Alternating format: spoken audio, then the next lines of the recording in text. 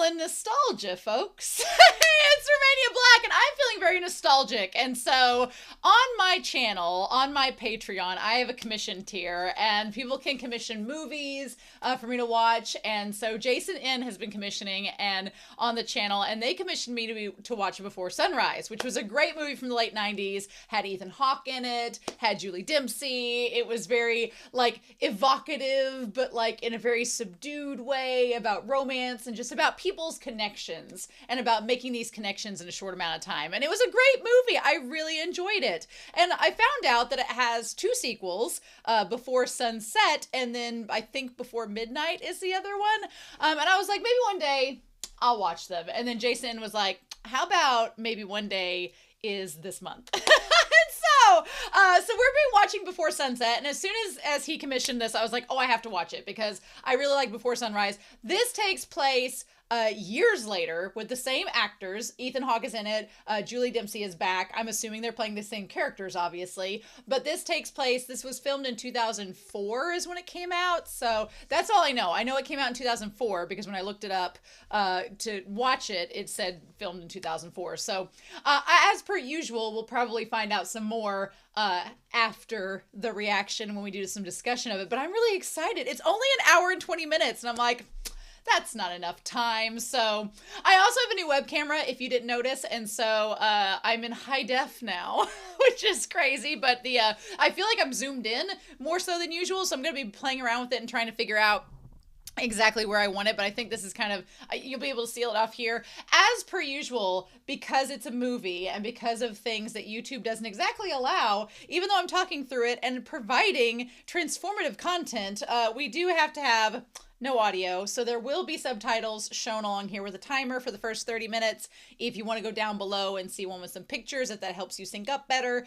then definitely do that as well. But I'm excited. I felt nostalgic today, and I was like, today's the day. We're going to be watching Before Sunset. So I'm curious. Ethan Hawke has been one of those actors that I think he's aged well in his profession. Like, it's really weird. I wouldn't call him a heartthrob in the 90s because he had that, like, he reminds me of, I don't know, Dodger off of Oliver and Company. He's got a little scruff on him. He reminds me of that. He reminds me of Tramp. And Lady and the Tramp, he reminds me of the Tramp. That's what he reminds me of.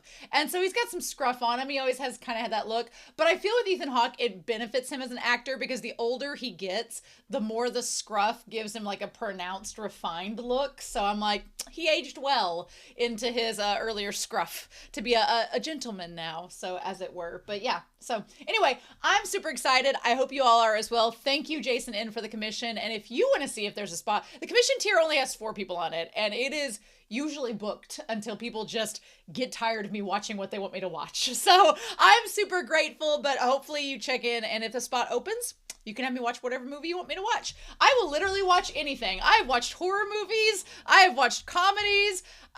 I've watched new movies, old movies. I'll literally watch anything. I will probably not watch anything that's pornographic. So those are my limits, right? We have to have limits, or it will just be subtitles and you will see nothing else. There will not be a picture-in-picture for those. So just know. But anyway, I've got some tea. I'm ready to go. We are going to get started with Before Sunset, and we're going to get started with that here in 3, 2, 1, and let's go.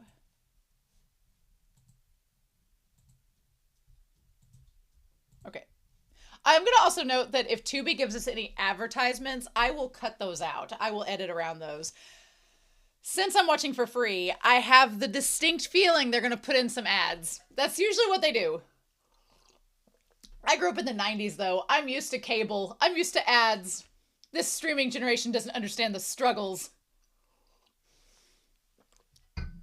Ooh.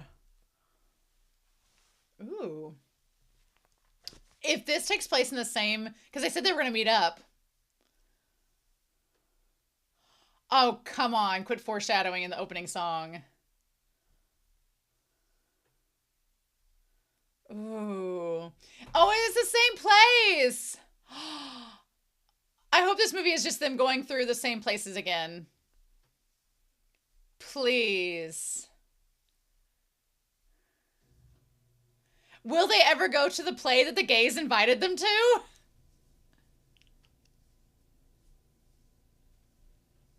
Yeah, the same places. Wow. This is so cool. It's like a time capsule where you can kind of see like these places and how they've changed over time. How wonderful. Okay.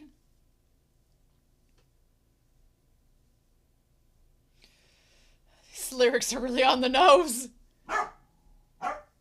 My dogs are being a little bit grumpy today, so you have to excuse them. Oh. Oh, my weakness, my ultimate weakness. Oh. Oh, he aged pretty well.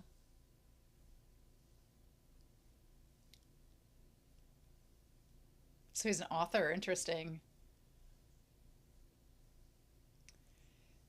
He's got author money, but he ain't got actor money with them teeth. That's mean.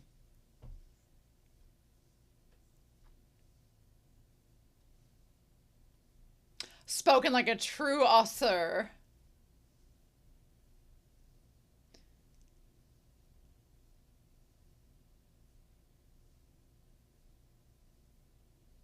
Hmm. I would not get near a helicopter, honestly.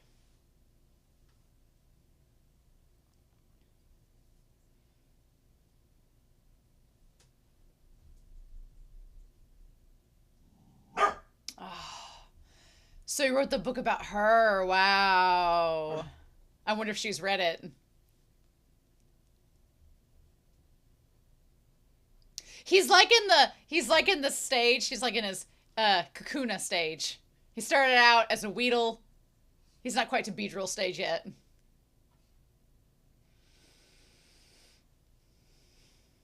Well, maybe.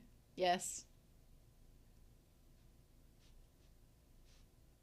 Mm.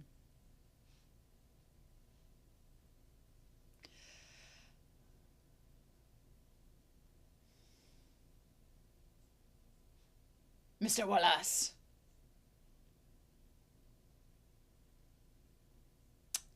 Well, they did not.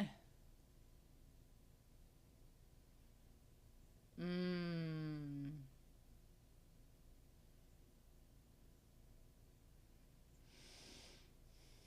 Ooh.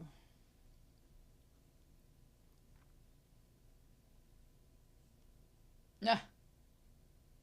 That's cool. Love that. The three.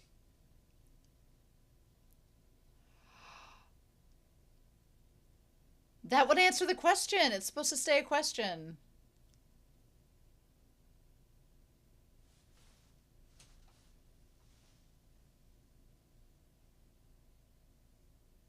What's your next book? I love their accents. Wow, and the book's called This Time.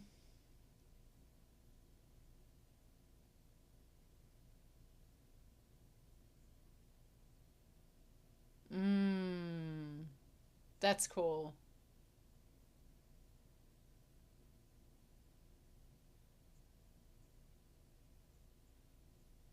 Mmm.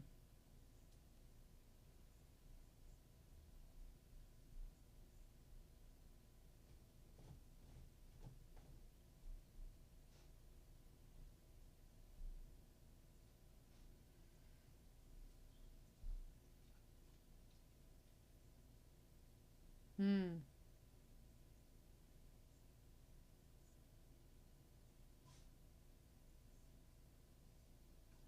I would be giving away the plot of my book. Oh. Quit.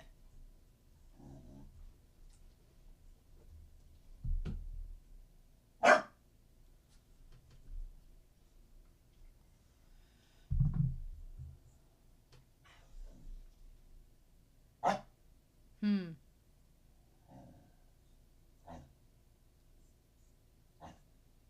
So kind of like some time loop stuff.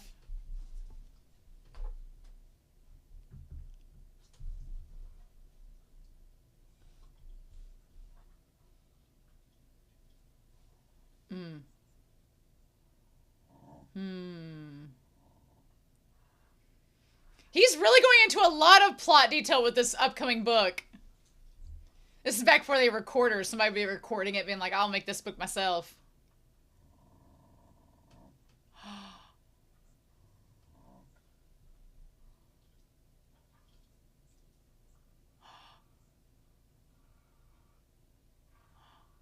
Oh, bitch, she's right there.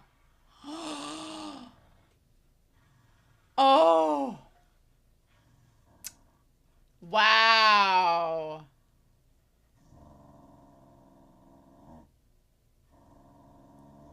Oh, I love how he's like, he clearly wants to go to her, but doesn't want to make it obvious.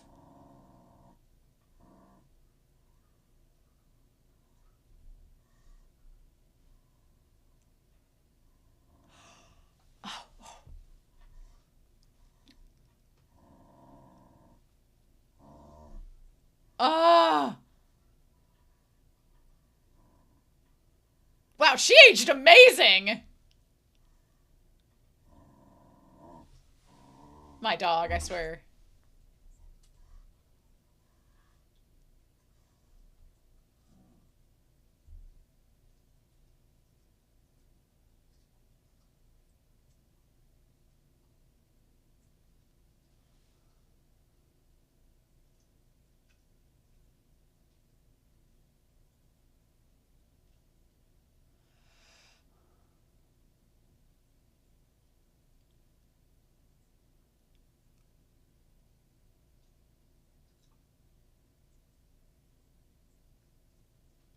Oh, he's Philippe.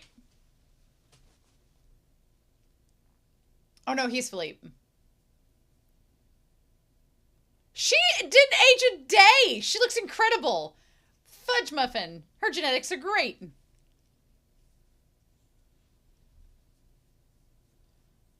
Oh. So he has a wedding ring. He's married.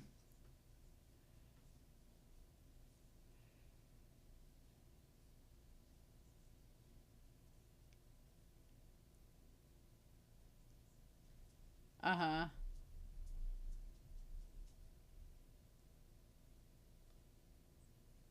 Wow, her English is a lot better too.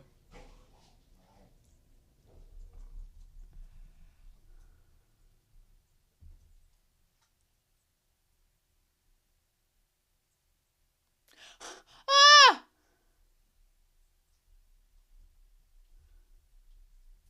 Wild. Oh, so she hasn't read the book, and she does not have a wedding ring. Wow. She did read it.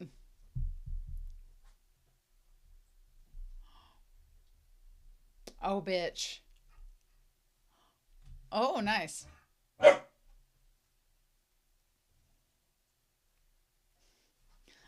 Nice.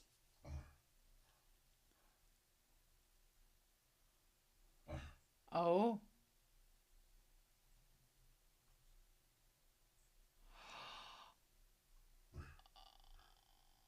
Oh. Oh. Did he? Oh, okay. Okay. Oh, but is he lying? That's the thing. Is he lying? Oh, did he show up?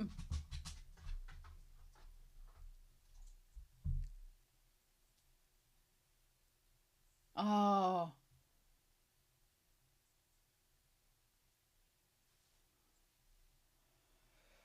Mm. Mm. The way he reacted, I think he went there.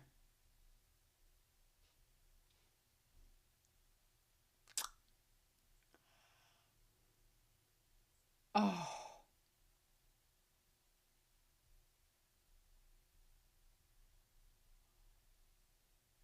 Yeah, okay. So he did show up.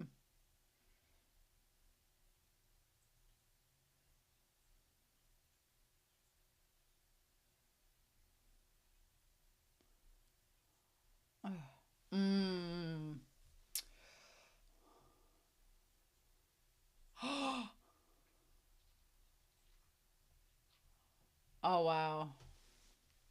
I bet he was. He was probably more sad than angry.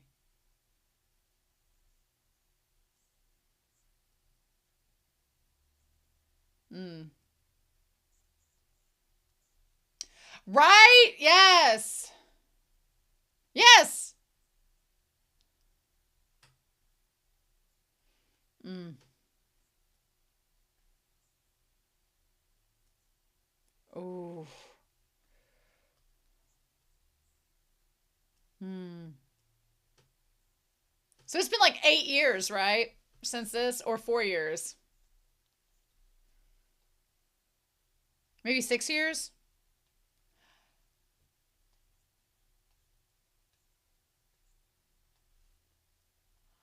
Oh.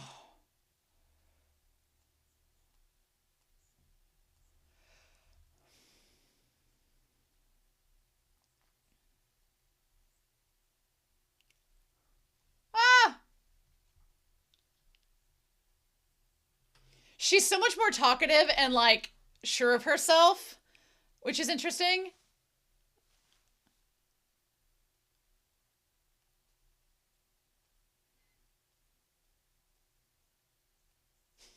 I know people like that, yes.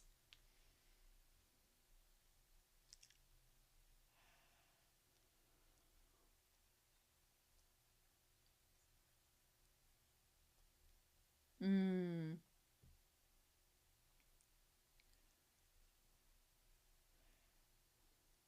Oh. Oh, I love that she's so outspoken.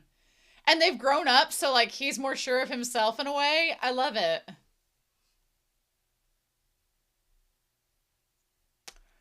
Mm. Hmm.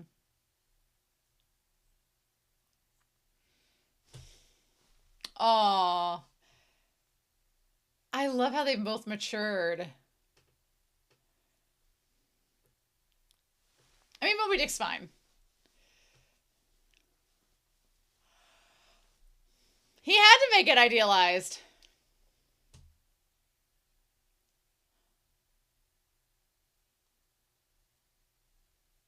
A little bit neurotic.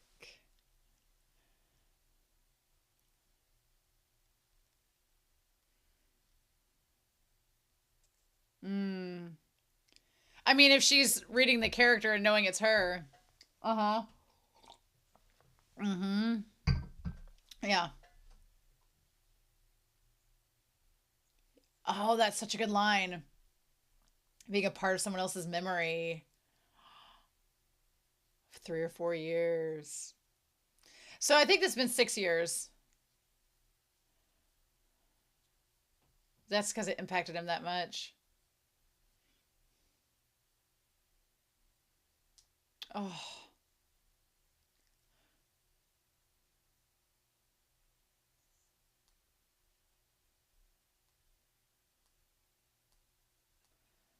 Oh. Okay, here we go.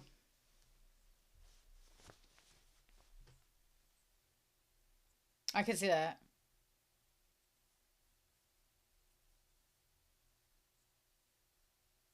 Just a broad spectrum. Oh. I love her taking the charge there.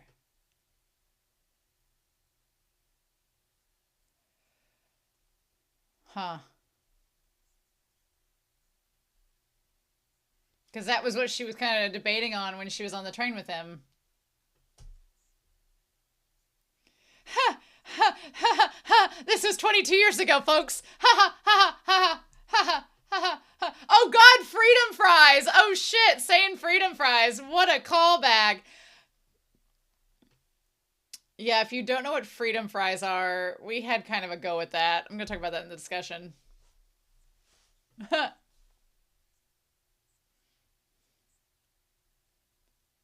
God, looking at this 22 years ago is insane.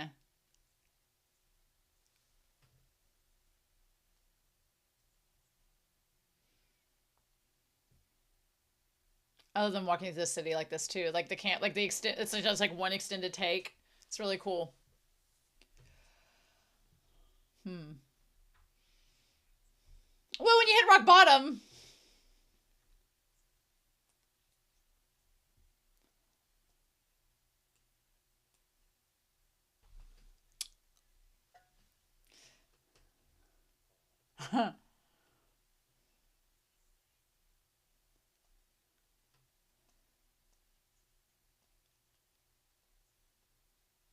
Mm.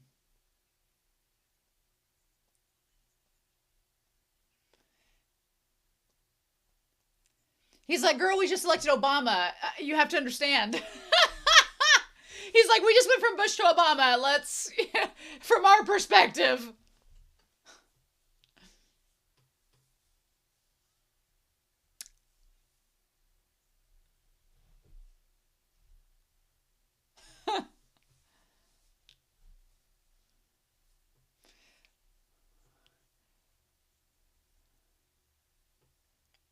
Well, you didn't watch Fern Gully.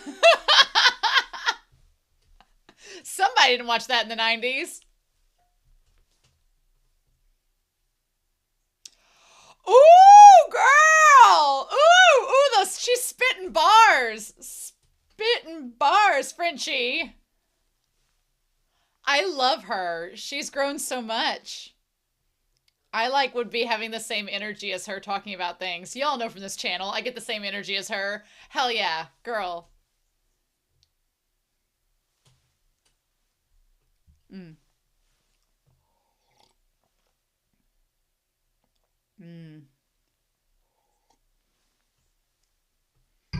Mm.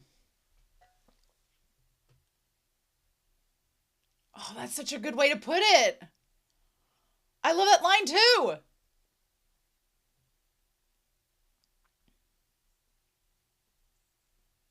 Mm. Oh,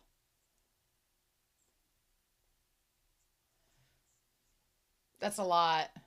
It's a lot of travel in a short amount of time.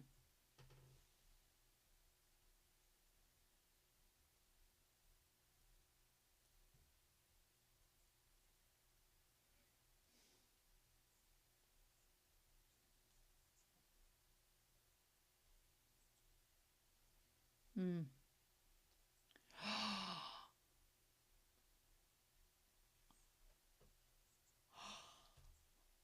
Oh, girl.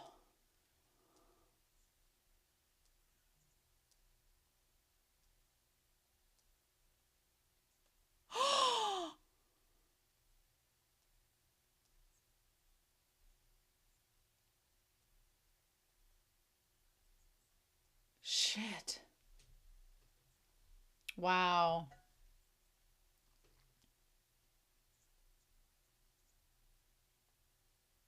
Oh my God, they were there at the same time. That's insane. Mm.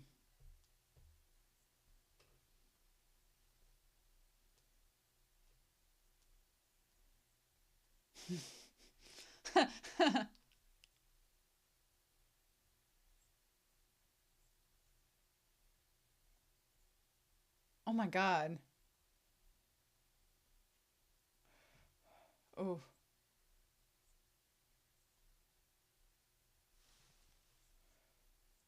Oh.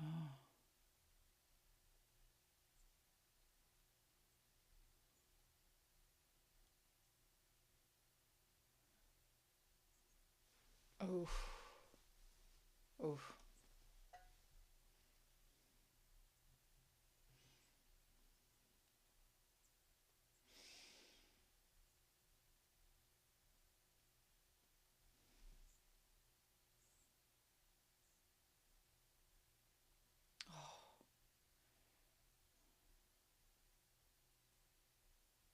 Shit. Oh my God. Wow. 2000, early 2000s were a crazy time in the US.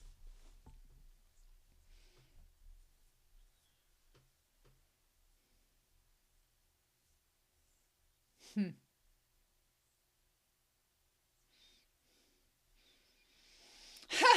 People people don't get deported now.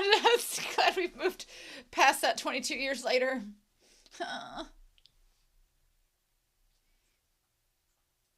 It's crazy how her English got so much better.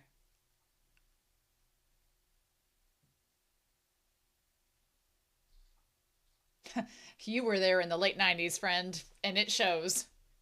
It shows you were there in the late 90s, girl. That is the stereotype, but...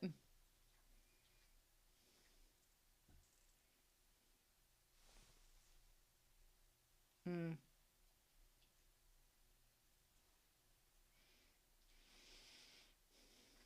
Hmm.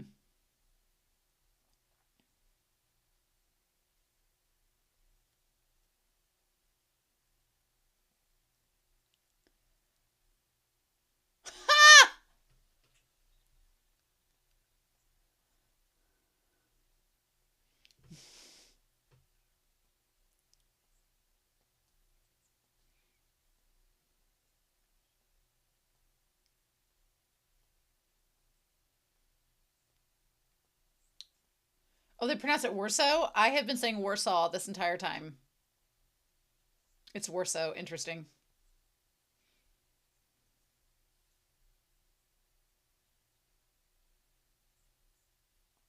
Hmm.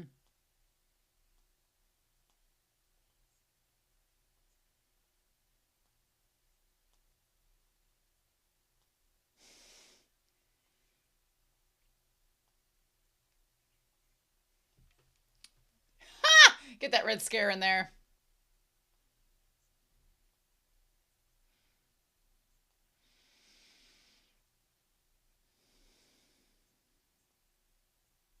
Ah. Mmm. Nice. Mmm. Wow. Now that is such a crazy thing.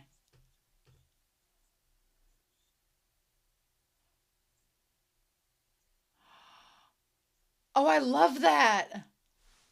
This is profound in 2026 to hear. 9 years ago. Okay. 9 years ago. Wow. Almost 10. Wow. No, she's aged incredibly well for 10 years.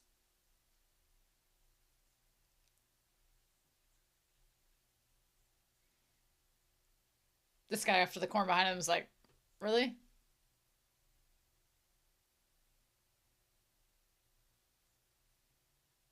She's aged insanely well for 10 years.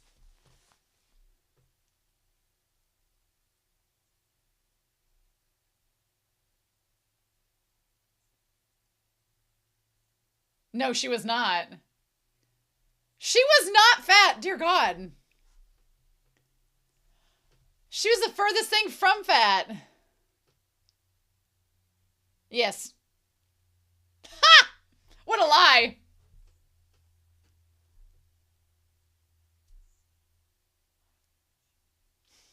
Don't feel bad, I have it too. That's the worry line.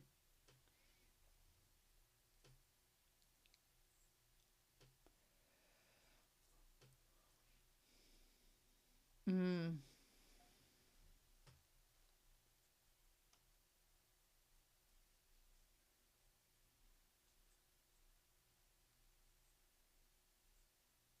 Oh!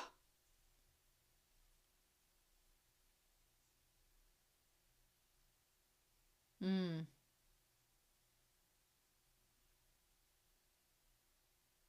Mm.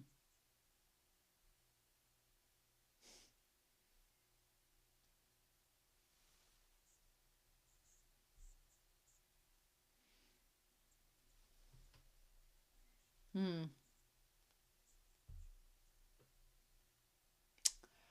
Ah.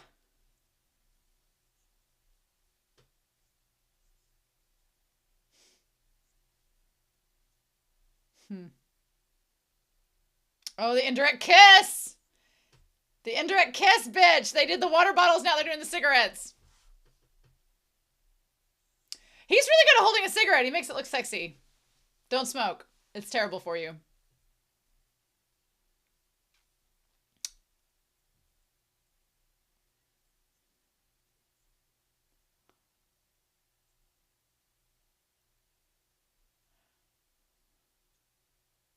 Damn, sir. He lit that cigarette with a cigarette.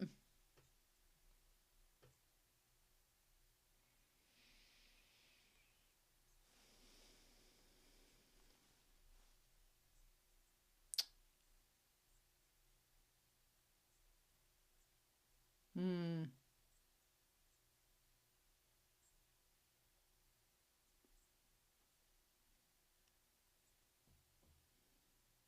Hmm. That's a good point. Hmm. Hmm. Hmm. Mm-hmm. Ha!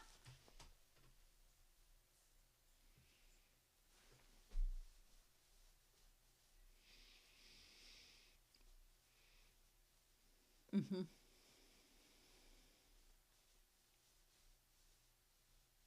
Ooh.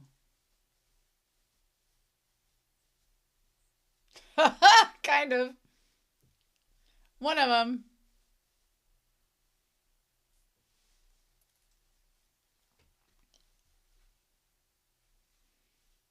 Mm. Oh, I love that difference between them.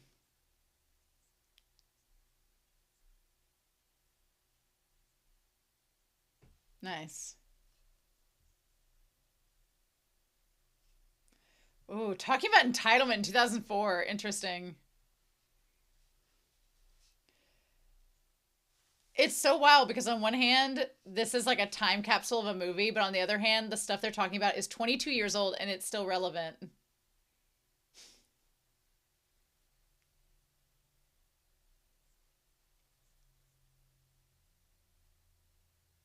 Hmm.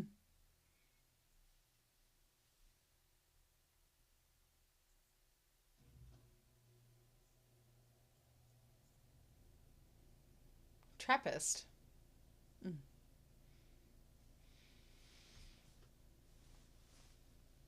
I notice he's not talked about the wife or the fact that he's married.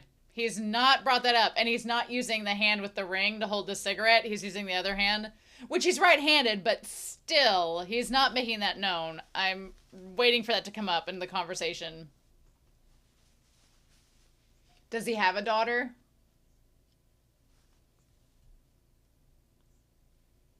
Mm hmm.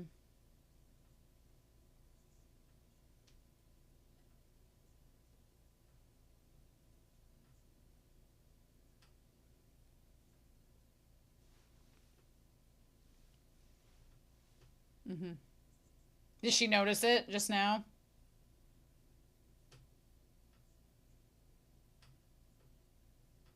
Hmm.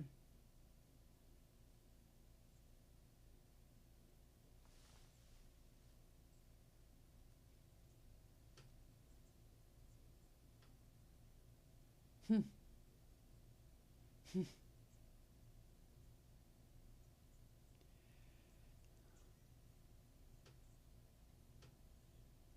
Well. Hmm. Ha! Oh my god! Girl!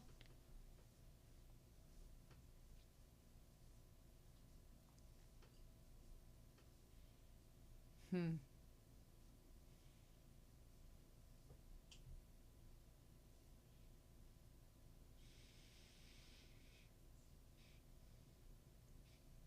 Mm hmm. Yes.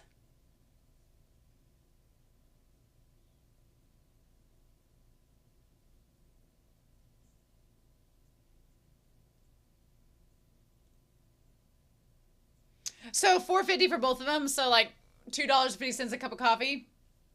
The rates have gone up.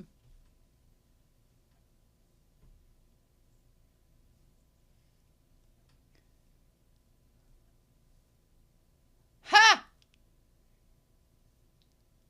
Nice.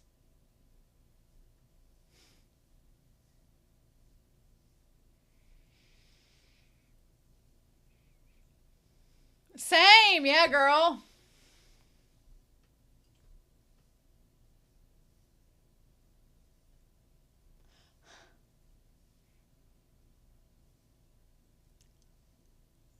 Oh,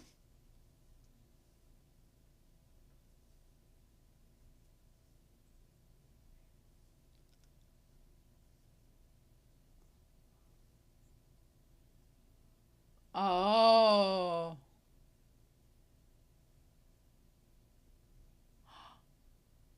oh. Wow, the memory.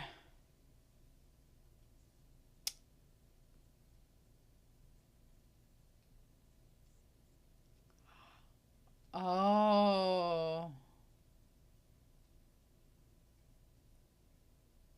In fact, you have a journal from 10 years ago, girl?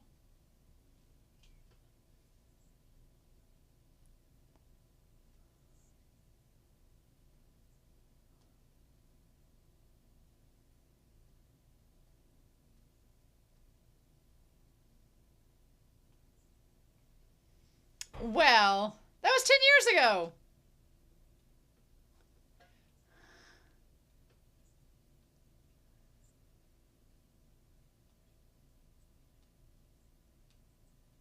Mm,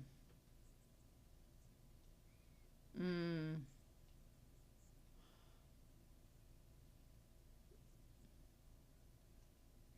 mm. Oh. Hmm.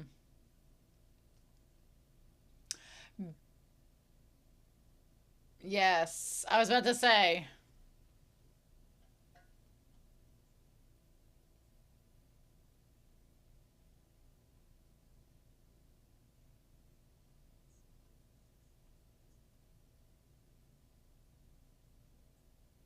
Hmm.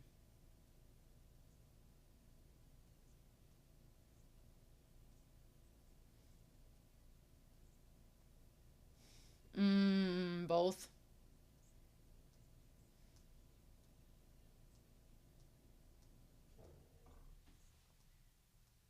Ooh.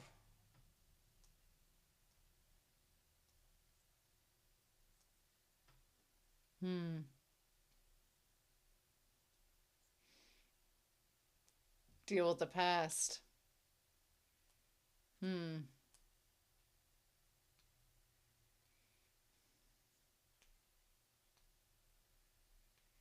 Hmm. Yes, memory is so different.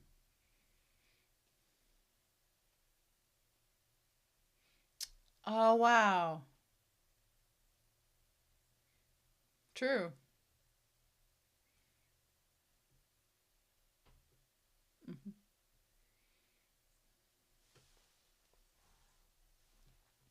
Oh, I've had one of those.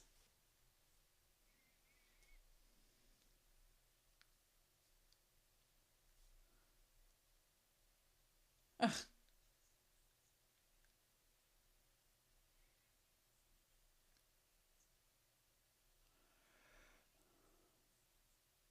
Oh.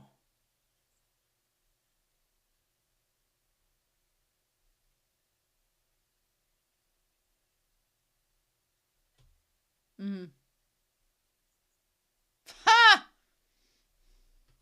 Smooth. Smooth, Jesse.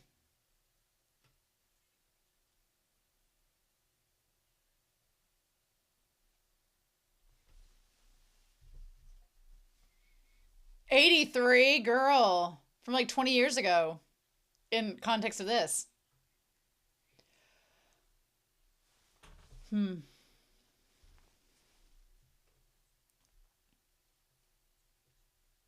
Hmm.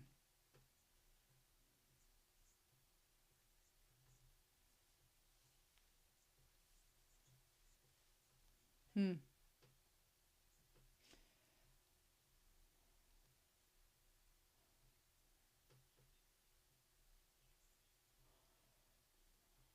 Hmm.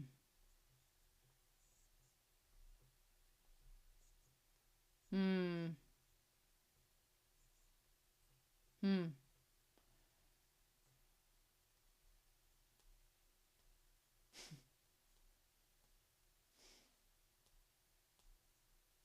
Hmm.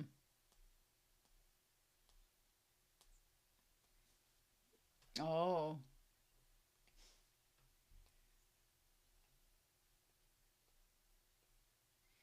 Hmm. That's such a real feeling.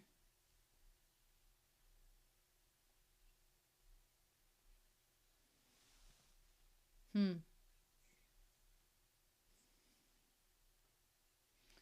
God, there's so many lines in this movie that are so applicable. I'm like kind of obsessed with it.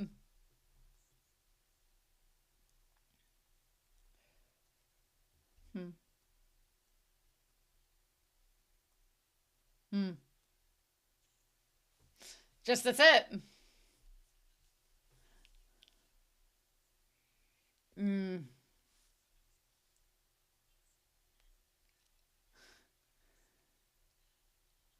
Oh, Scorpio and Sagittarius. Okay. Okay.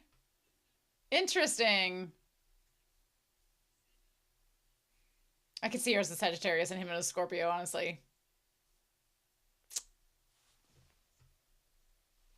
Hmm.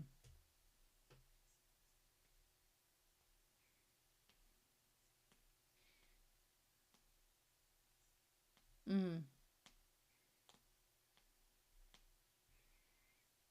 Hmm.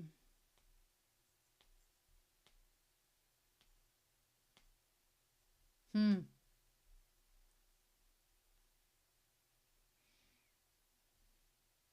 Hmm.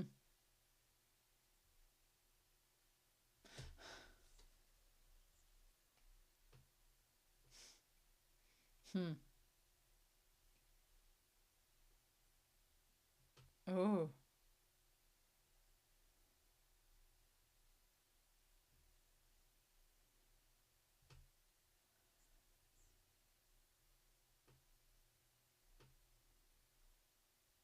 Hmm. If today was your last day.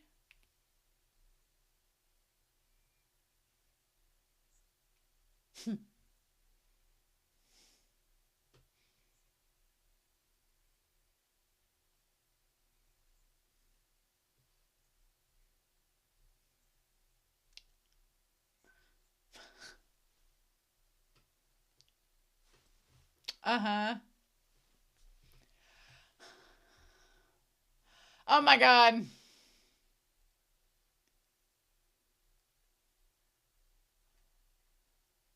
Uh. Hmm.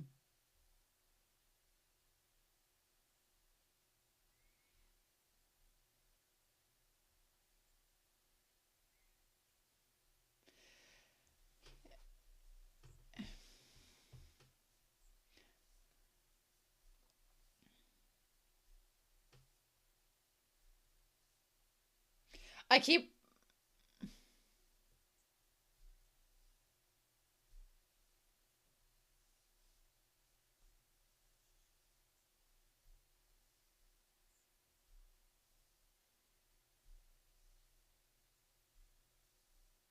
Hmm.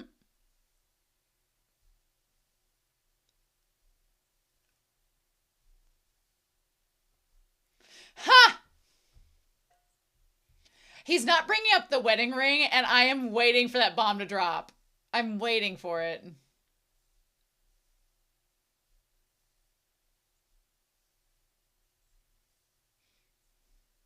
Mm.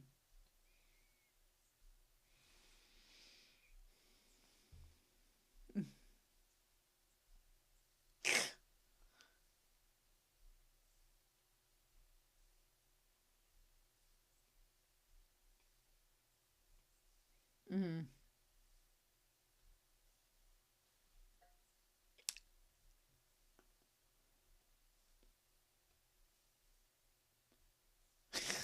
In that accent. Ah!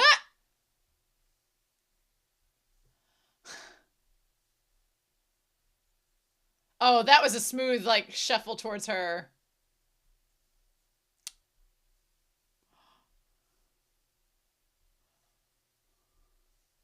A total hoe!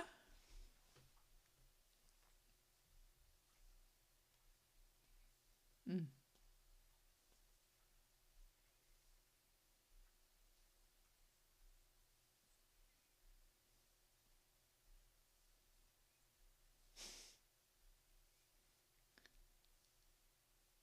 Oh, don't threaten someone with acapella.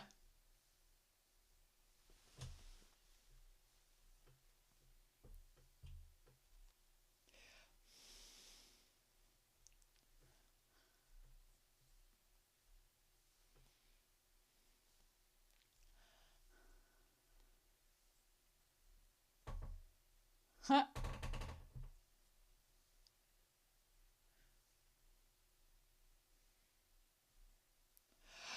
Here we go.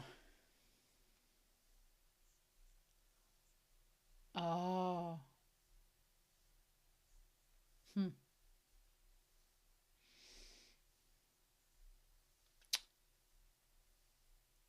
Oh. Oh my God. Mm.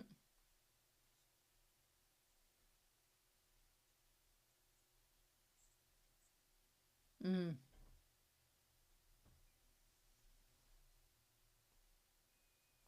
Mm. Mm.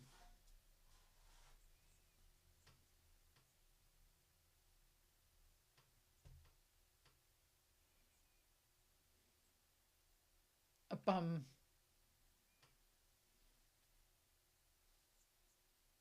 Mm. Oh my God. Well, you should. No, you should judge him.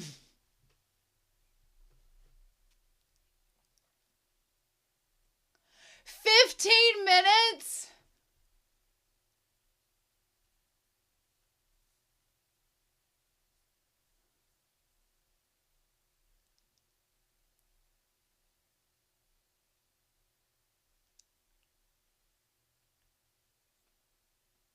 Uh.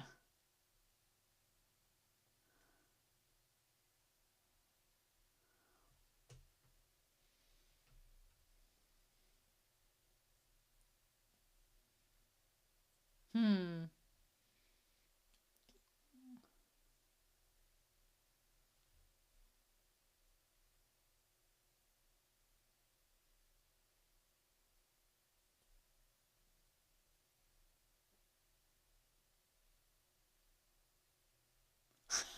I feel you, dude. Saying it in French is so hard. Que origen.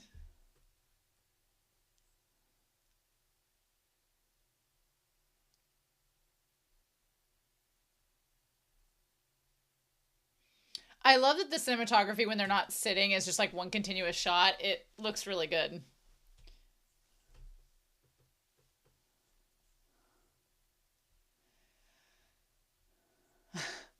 One of those boats.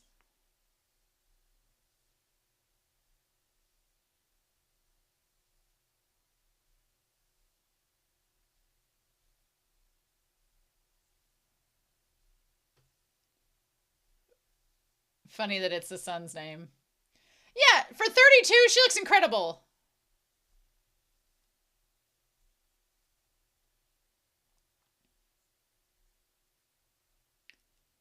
Wow, and to see Notre Dame before it burnt down. I know it's been rebuilt, but still.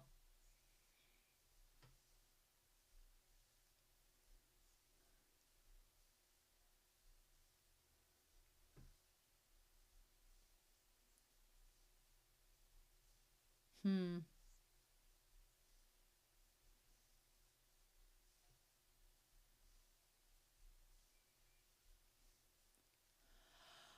Ooh.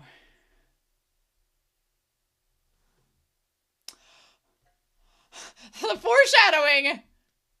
The foreshadowing, y'all. Also, I love her sense of style. The jeans with the black shirt and the sandals. It's very 2004, and I'm here for it. It's very classic. He's like, the way he's like all over everything is like a little kid when he's around her. Mm, mm, mm, mm. No, I feel that.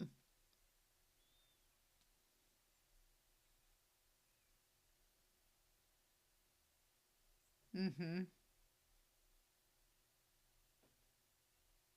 Mm.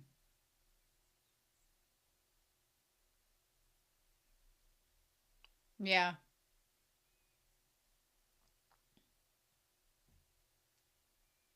Yeah. Mm. I love that in retrospect with her at the beginning.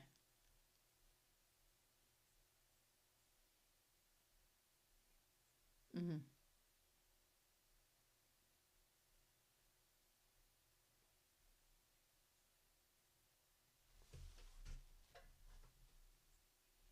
Hmm.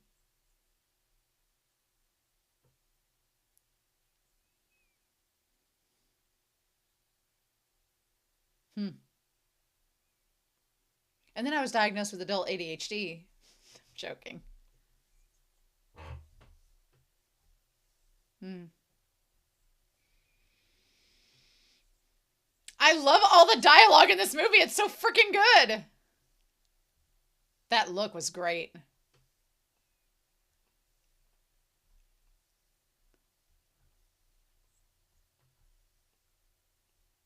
Mm.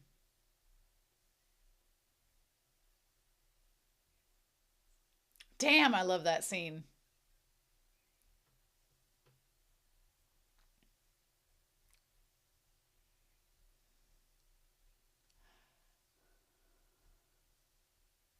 Oh,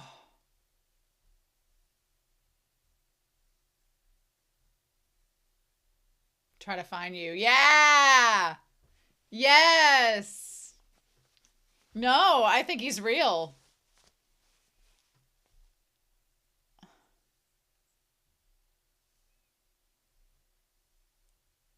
Hmm.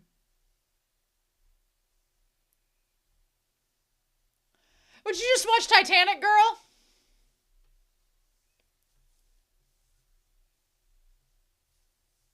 Hmm. Mm. Yeah, because he's married with a kid now.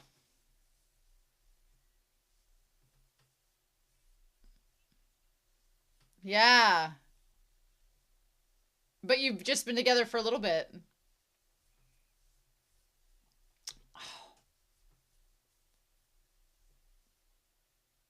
She brings up a great point. I was going to bring it up.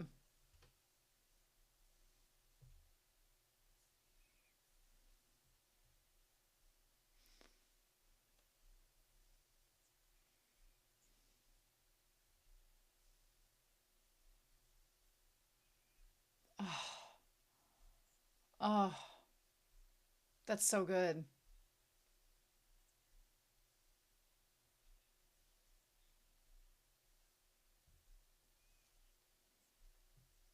Hmm.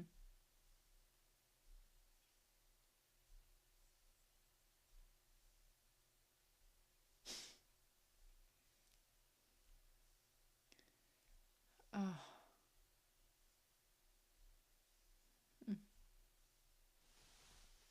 Mm.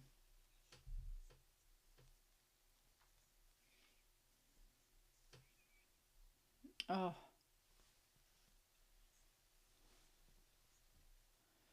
Ooh.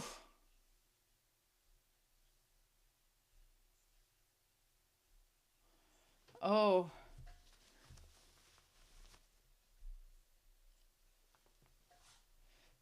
How's your wife feel about that?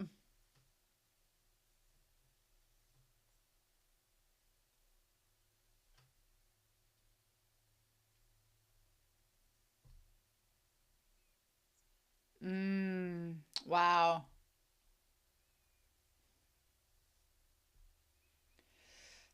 Are you not happy?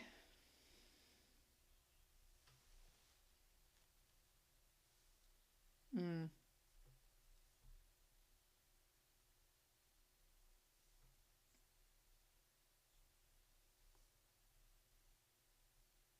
Oof.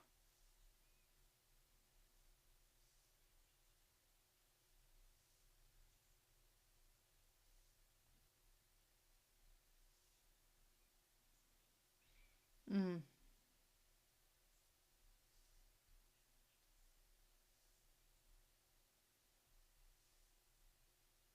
Ha.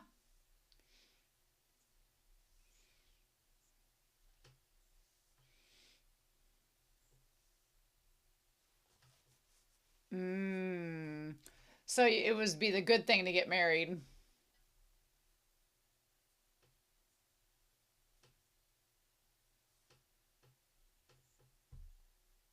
Hmm.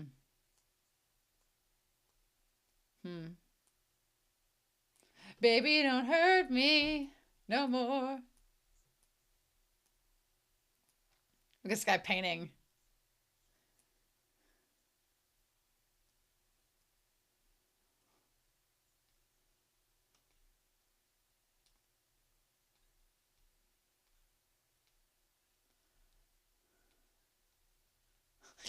Ha!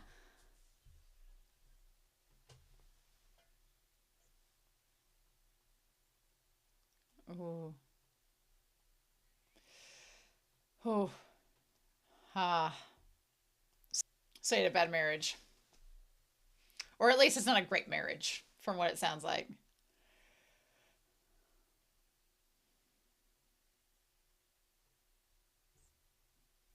Hmm. There we go.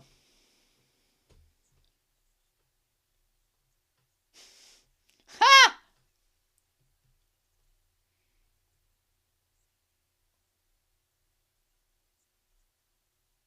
Mm-hmm. Mm-hmm.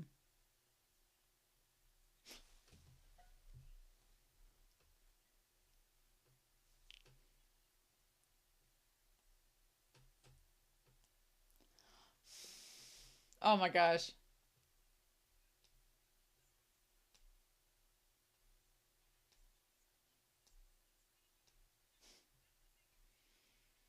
The tension between these two is crazy.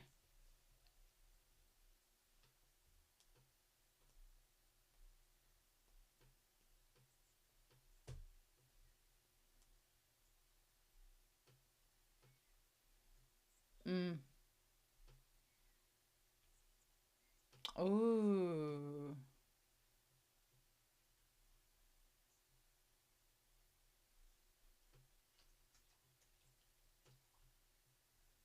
Mm. Mm.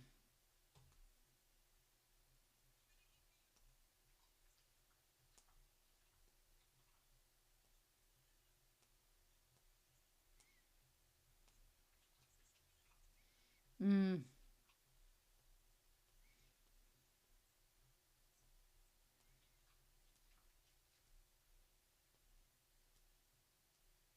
Okay.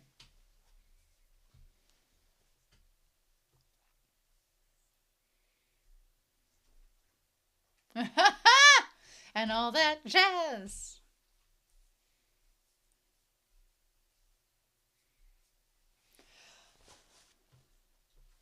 Of course. This driver's gonna be like, I'm getting all the deets.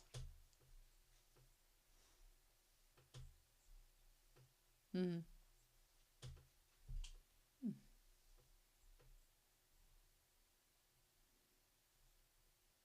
Ooh.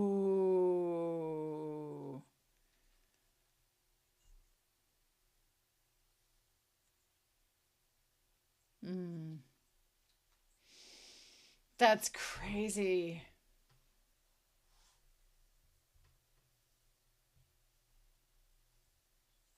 Mm. Mm. Mm. Oh.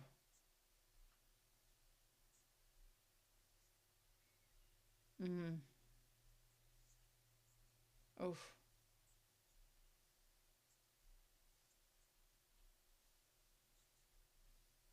Mm.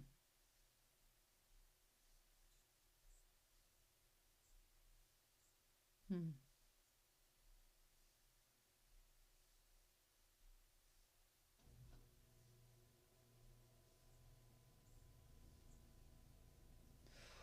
Oh.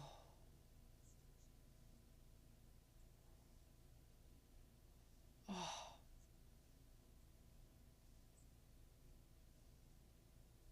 Oh.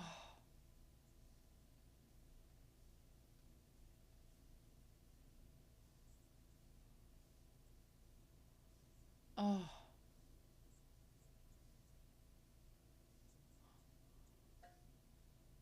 Oh.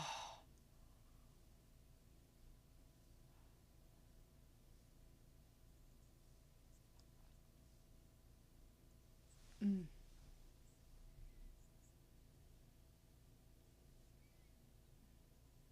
I feel that, girl.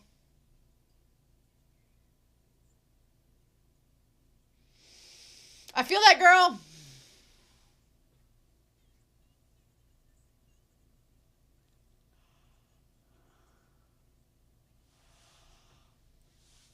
Oh.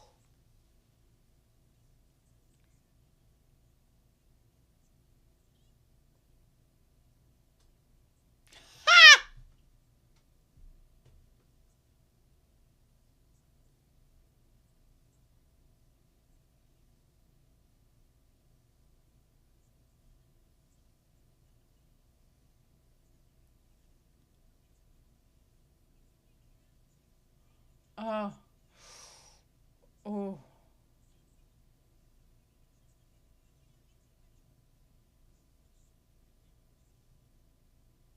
Oh. Oh.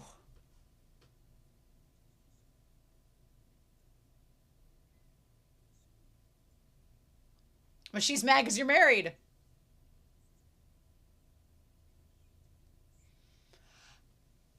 Yes. Yeah. Oh. Oh.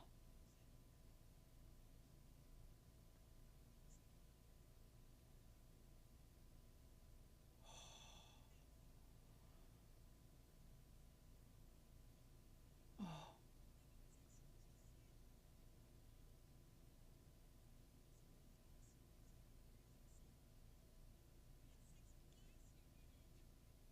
Hmm. This driver's like, I'm getting all the tea.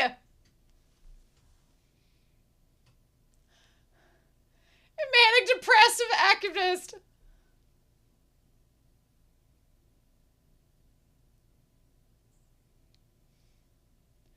Oh.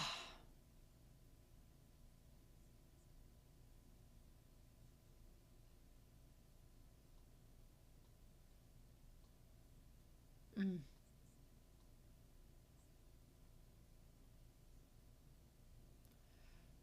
Oh. Oh. Oh.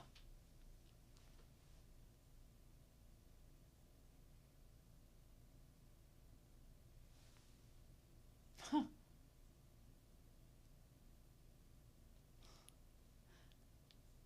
Mm.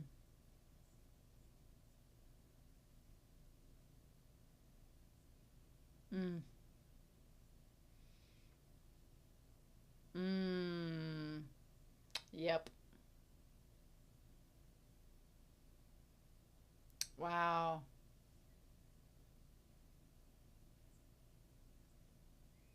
Mm.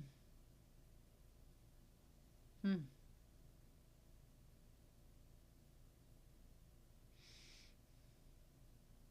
I mean, we have a third movie, so it could happen before 52.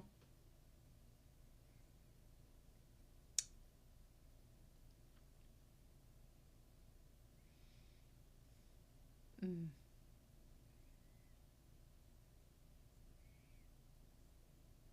Mm.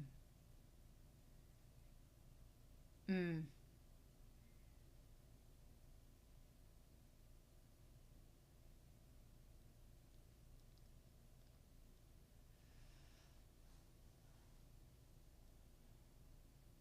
Oh.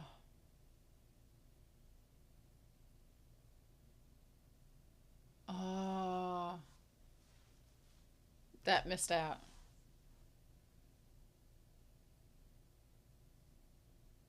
Hmm. Damn.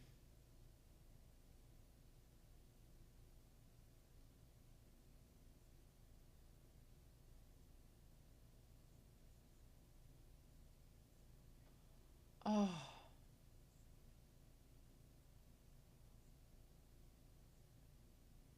Oh. Oh. She reaching. Oh my god. Girl.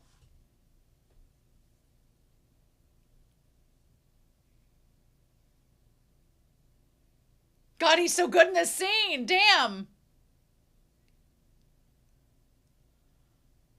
Oh.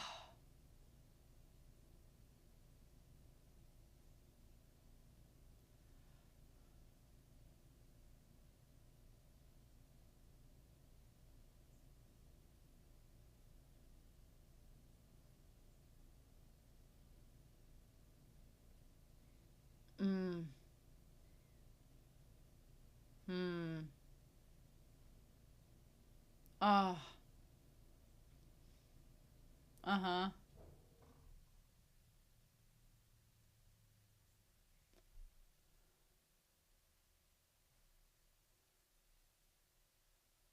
Oh wow.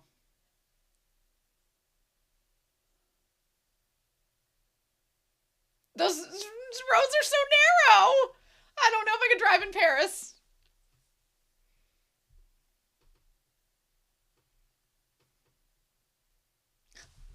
Oh my god. Mm. Wow.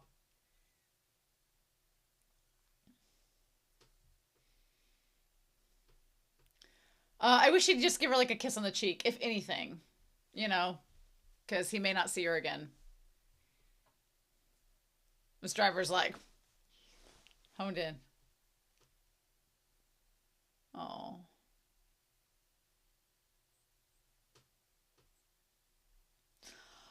Oh.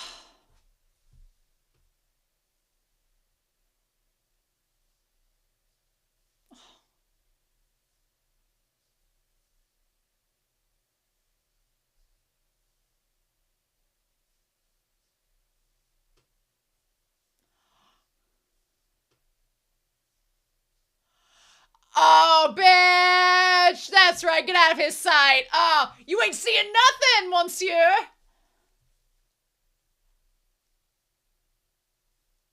It is gorgeous.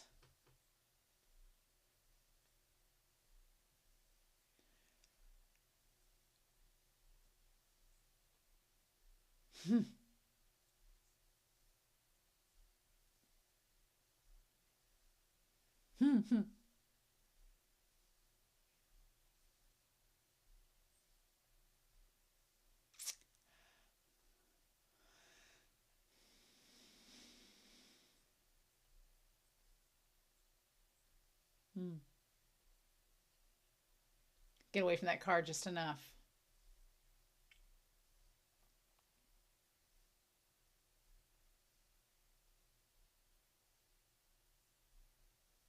Che. Oh, Che. Oh, not Chavez.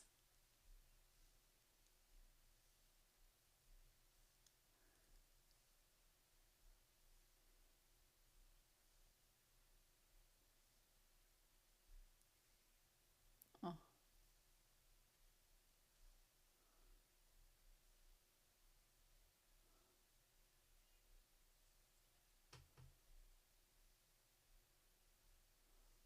Hmm.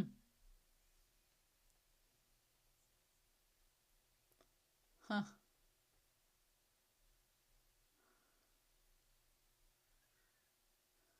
Oh my gosh. That man looks like he belongs in Maine. He looks like he's from an Old Bay ad. I'm just saying.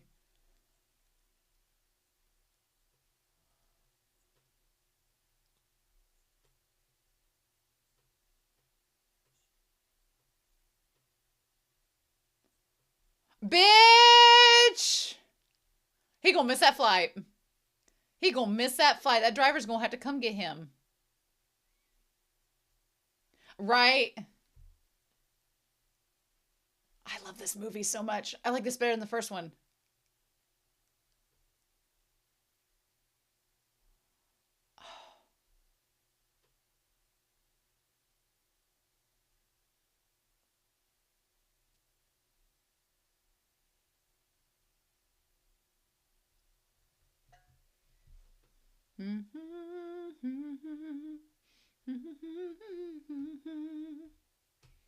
Oh, yes. This staircase, everything. Also, that is like the calmest cat in existence.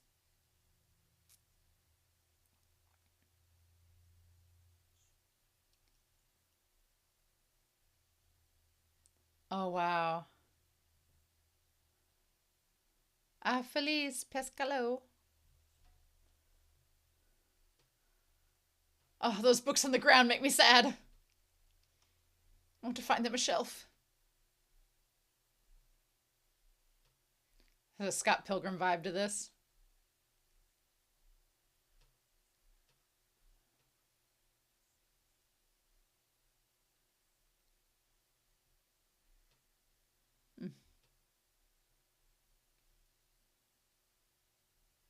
Hmm.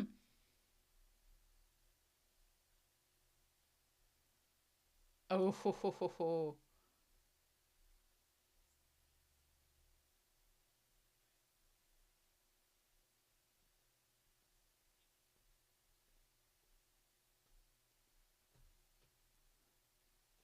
Hmm.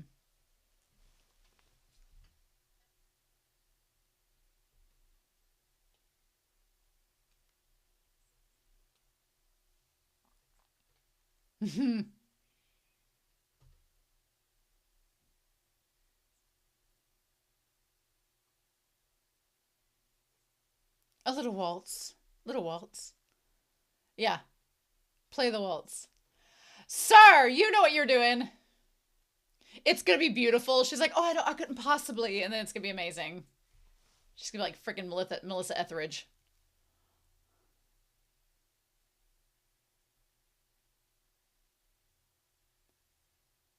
Girl. Oh, she gets in the zone.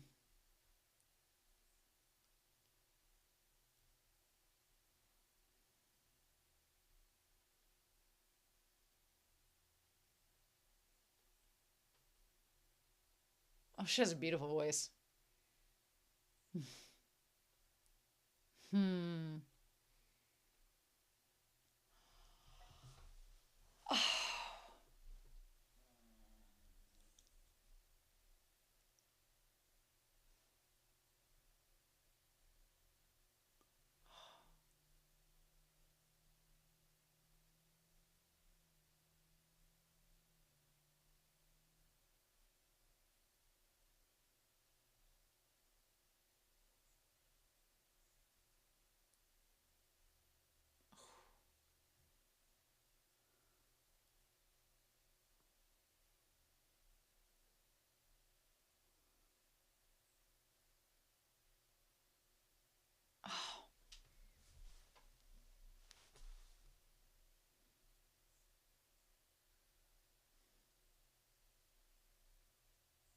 Oh.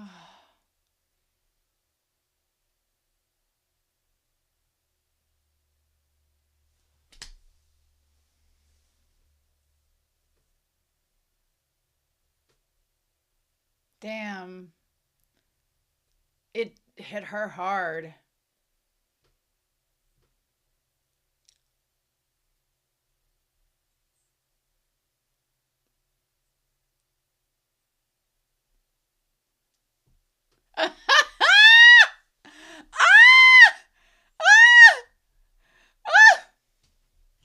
Oh my gosh. I'm with you, girl. I'm with you, sir.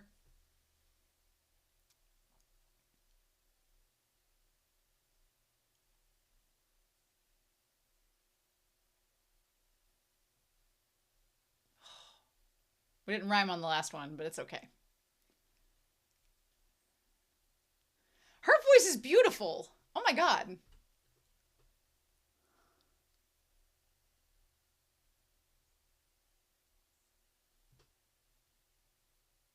Hmm.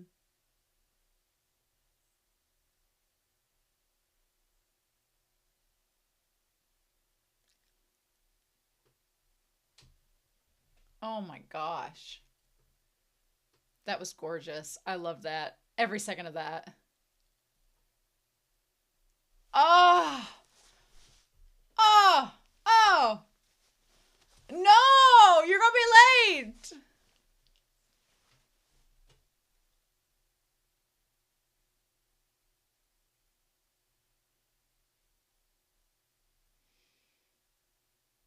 Mm.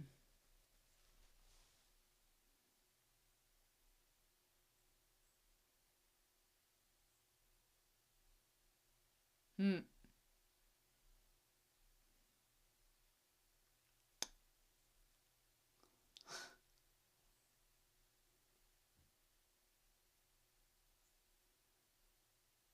Oh.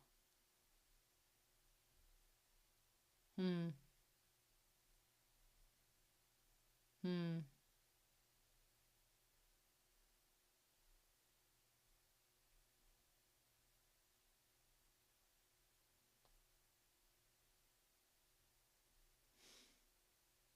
Sir, you ain't got time for that.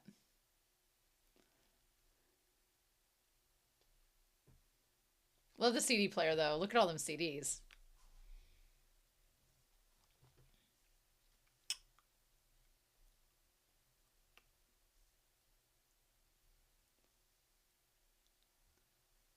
Oh, wow.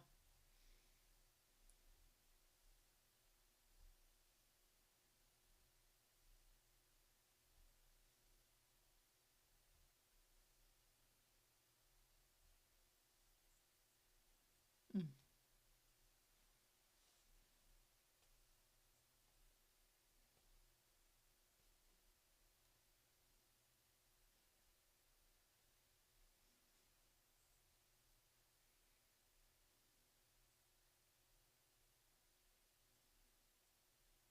Mm.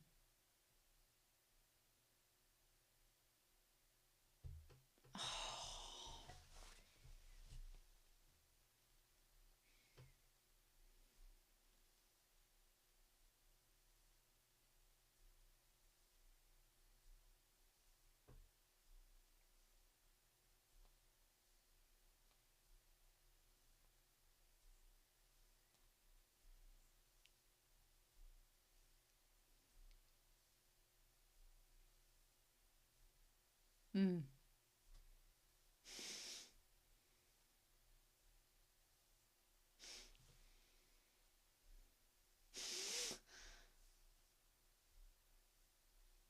Ah!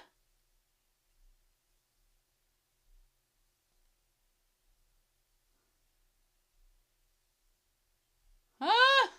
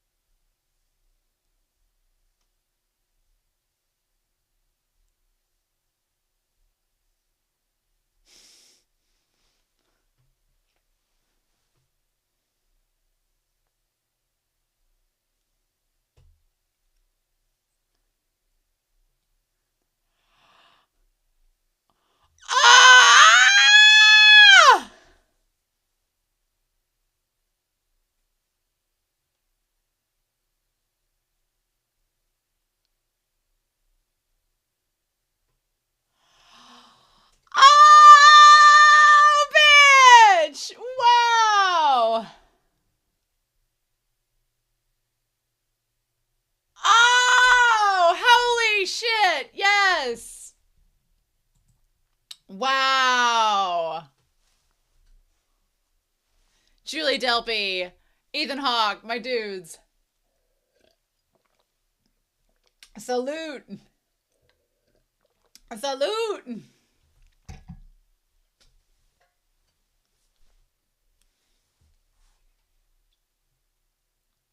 That was so good. That was so good. Holy shit. Wow. I want to know. I want to skip ahead. Is there anything left? I don't think there is. Oh my gosh.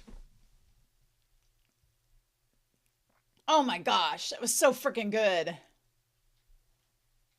Wow. Oh my god.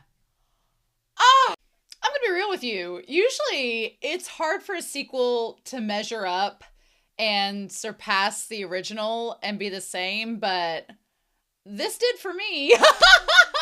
Oh, I loved this. This was, I think why I loved it is because the first movie, you have to kind of, before Sunrise, you have to kind of get into the mindset of what the movie is doing. So if you're going into Before Sunrise expecting like a first act, second act, third act, like I was, then you're going to be caught off guard. Not disappointed, because I wasn't disappointed, but you're going to be caught off guard because you're expecting this structure and it doesn't have it.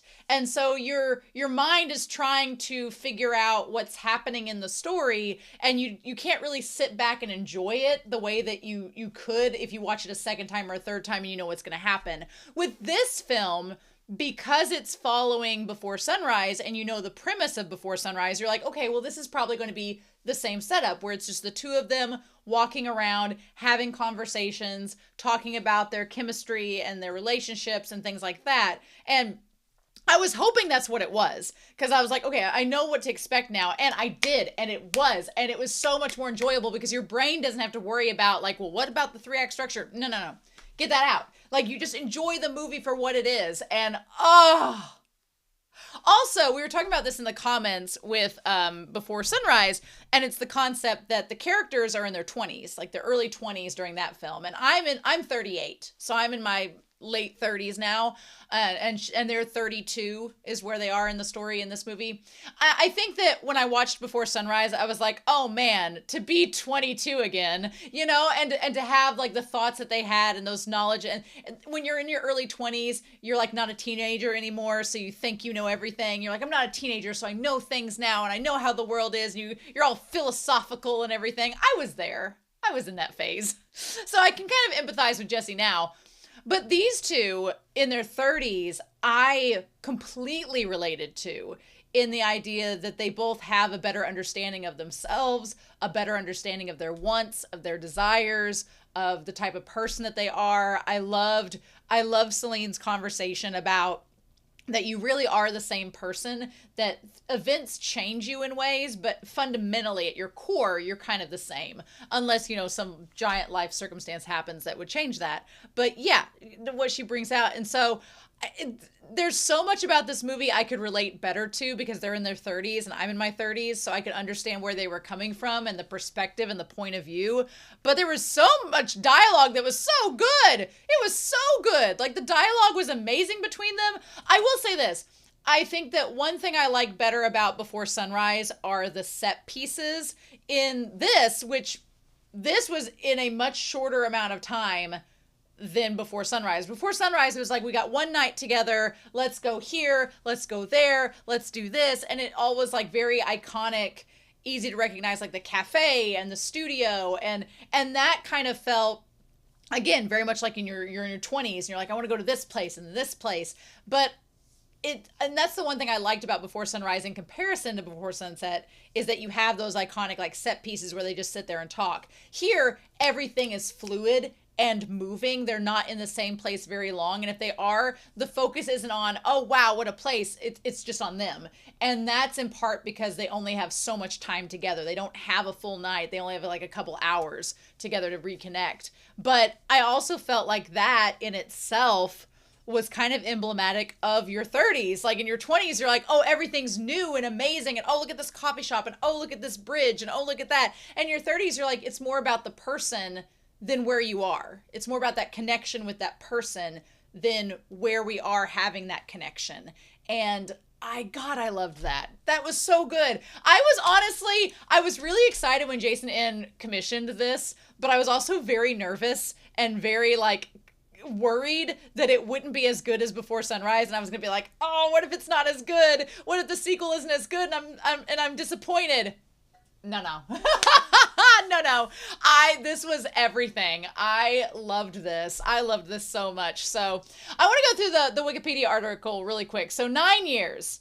9 years. Before Sunrise was, 1994. Oh my God. We'll talk about the time capsule elements of it. There were some things I thought were really, really funny. So yeah, the screenplay was co-written by Ethan Hawke and Julie Delpy, which you can tell, like the way the dialogue flows with them, it feels like they're involved. It feels like they came up with the dialogue.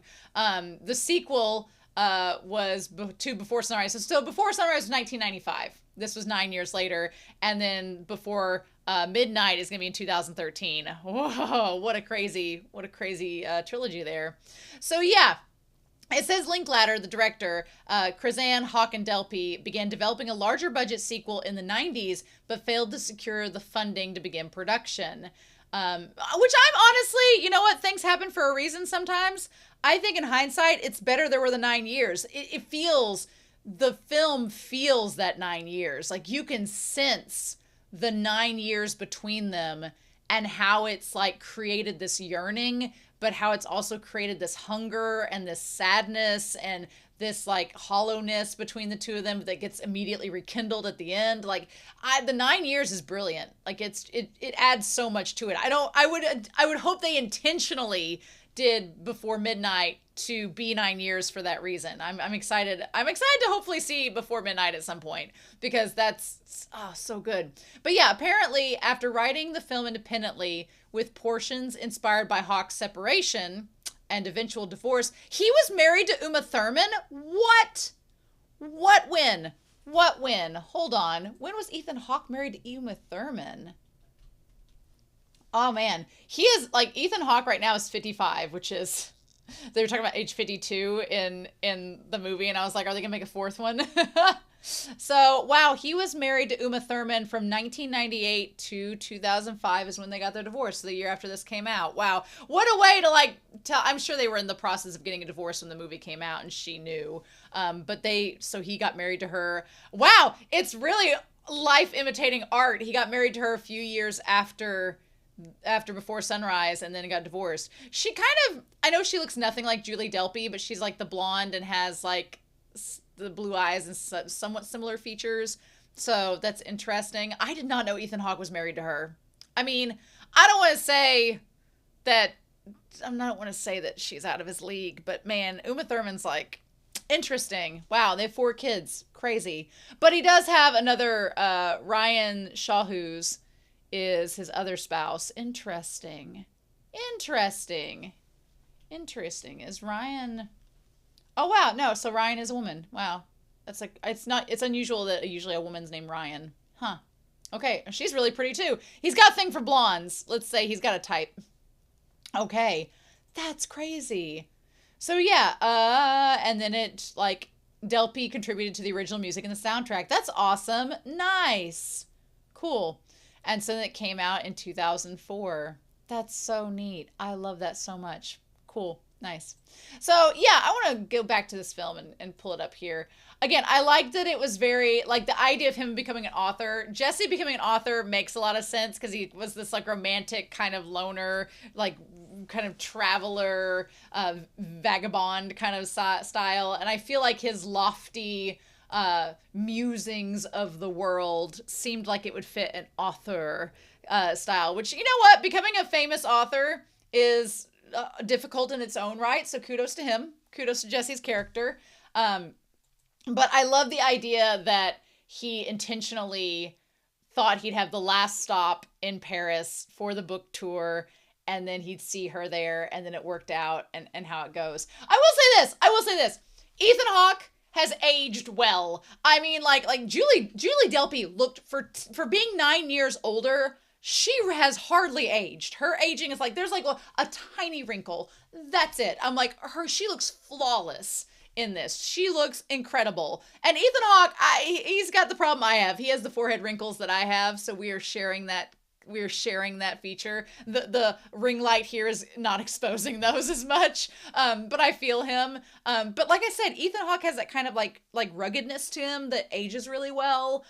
His character as Jesse is so much more enjoyable in this film because he's actually had the life experience to back up like when you're in your early 20s and you're like, life is so hard. And I don't want to say this in a way because there are some people in their teens that have had a harder life than I will ever imagine. So I'm not saying that to put down anybody that's young and has had a legit hard life. But people in your life that they're like, especially I have some students that are like 18 and they're like, man, life is tough. And I'm like, then they tell me their circumstances and I'm like, just wait.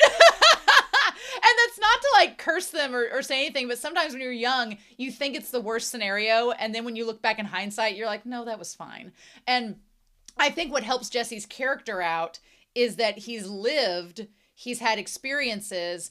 And now when he comes at disdain in his life, it's from this perspective that's a little more weathered and has had a little bit more experience to back it up. And it comes across less pretentious and more just like this guy that's really disgruntled and having a bad marriage and realizes the regret that this woman that he is genuinely in love with kind of slipped through his fingers for 9 years. And the fact that he went to Vienna and was there with her, I wondered for a time if she was lying about the grandmother and the grandmother's death, if she was lying to like make it seem not so bad that she didn't show up. But I do think she was telling the truth. He just is like, damn. And he's like, we were really dumb and young and did not exchange contact information because we thought we were being all romantic and being like, oh no, it'll fade away if we do that. And it's like, I also love the three people that he's talking to where like one person thinks they get together, one person's like, no, they don't. And one person's hopeful but not sure. And at the end of this film, it's like they get together for sure. The question is, what happens afterwards, which I'm assuming is before midnight. So I'm very curious to know because it sounds like I feel for his character because Jesse is not happy with his marriage. It doesn't seem like he doesn't hate his wife, but he doesn't love her. He literally married her to kind of fulfill this sense of what society expected of him. And he had this thought of, if I do what society expects of me, I'm going to be happy. And that's not how the world works. Mm-hmm. So then, but he doesn't want to get divorced with her because he loves his son, which is great. I love that he loves his son. And he's just like, I don't want my son to be in, splitting, between two divorced parents. But at the same time, we're not happy. So what do we do? And that's it's a hard position to be in. I was wondering if he was going to have an affair with her character. It seems like I like that they make the ending ambiguous, that you don't know what they do. You don't know if they have sex. You don't know if they just kiss. You don't know like what the extent. You don't get concrete evidence of what the extent of the affair is, if there even is one. They may say all that at the end and then nothing ended up happening. They got in an argument or something. We don't know. I like that they left that ambiguous because there is one thing I don't like, and I don't like homewreckers. I don't like people that cheat because to me, I've been cheated on before and I hate that feeling. And it's like, if you're not happy with someone, then you need to be the adult and divorce them or separate from them and then go be with that other person. Then sure. Yeah. If Jesse's character is not happy and wants to be with, because she's in a relationship too with the photojournalist who does seem a bit detached, but is still a human being and has feelings. So, both Celine and Jesse's characters, if they cheat on their partners with each other, even if they are like fated lovers or whatever, that still sucks for their partners because their partners probably love them or care enough about them to not be that way. Now, if we found out that both their partners were cheating on them, then it might be a different story. But I kind of like that it's ambiguous because I'm like, Even though there's been so much sexual tension in this movie and they've talked about sex so much, like they've been skirting around it, in your head you're like, oh, they're gonna have sex when the credits roll. But you don't know. You don't know. They might not have. They might not have. We don't know. They might have just sat there and listened to more songs. Who knows? But I hope that they're not cheaters, because that kind of sucks for their partners. But maybe before midnight we'll find that out. I don't know. If we watch that movie, maybe we'll find that out. But yeah, I liked that there were the three people that viewed it the different ways. And then we see, her with him as they start walking around Paris. He's only got a little bit of time before he gets to his flight.